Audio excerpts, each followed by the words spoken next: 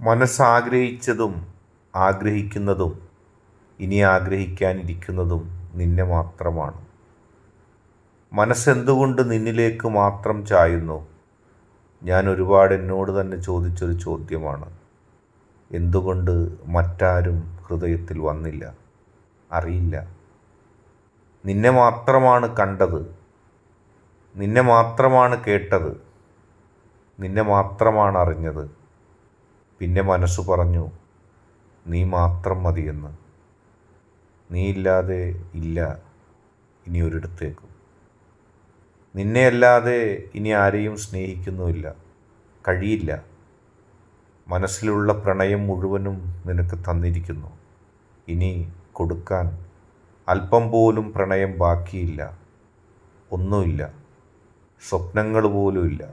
സ്വപ്നങ്ങളിലൊക്കെ നീ മാത്രമേ ഉള്ളൂ. യാഥാർത്ഥ്യത്തിലും നിന്നെ മാത്രം കാത്തിരിക്കുന്നു.